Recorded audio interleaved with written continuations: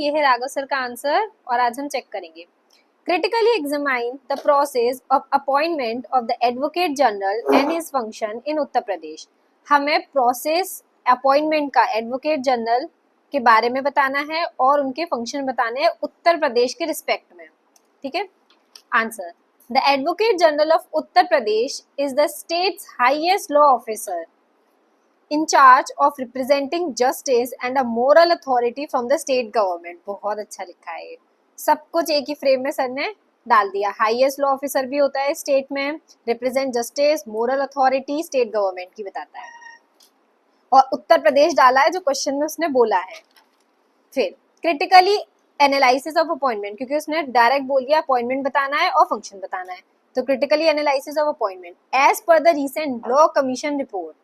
Law commission की report के recent में ये सब कुछ सर ने जो लिखा है वो है appointment based on the pleasure of governor. जो अपॉइंटमेंट होगी वो प्लेजर ऑफ गवर्नर के बेस पे होगी, मतलब जब चाहे गवर्नर उसे हटा सकता है, जब चाहे उसे बुला सकता है।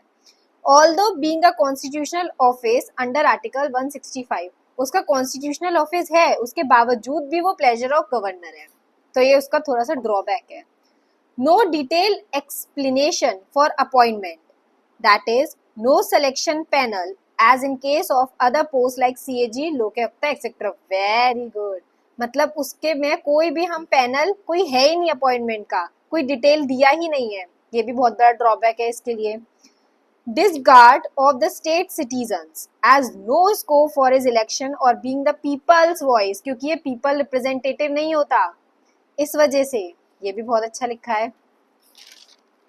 एक ही में सर ने और as per the law report sir ने सब कुछ बता दिया, 1 2 3 पॉइंट में खत्म। Advocate general functions of the advocate general of Uttar Pradesh. अब उत्तर प्रदेश के बारे में बोल रहा था तो उत्तर प्रदेश बार बार लिखेंगे। फंक्शन क्या है? रिप्रेजेंटिंग एंड डिफेंडिंग, सबसे इंपॉर्टेंट, डिफेंड करता है स्टेट गवर्नमेंट को कोर्ट और केसेस में। Second, has a voice in both the state legislature assembly and the state legislative. Vote नहीं करता पर बैठ तो हर जगह सकता है ना, तो स्टेट लेजिस्लेटिव असेंबली में भी और स्टेट लेजिस्लेटिव काउंसिल में भी, ये भी बहुत अच्छा लिखा है सर ने। Can even function independently, that is private practice. ये ही एक अकेला लॉ ऑफिसर होता है स्टेट लेवल पे जो प्राइवेट प्रैक्टिस भी कर सकता है और पब्लिक प्रैक्टिस भी कर सकता है। Other major critics of appointment procedure, no minimum और मैक्सिमम एज लिमिट, कोई मिनिमम मैक्सिमम एज लिमिट नहीं होती। नो फिक्स रिमूवल प्रोसीजर नहीं होता इसका। अदर फंक्शंस क्या हैं? अपहोल्ड द लॉ, हमारे लॉ को आगे लेके जाता है। Report to the governor, governor को रिपोर्ट करता है। Conclusion, the need is for further strengthening of this institution similar to the lines of the Supreme Court new motto where there is justice there is victory. वाह, कोई number नहीं काट सकता इनके, इसमें बहुत अच्छा लिखा है सर ने।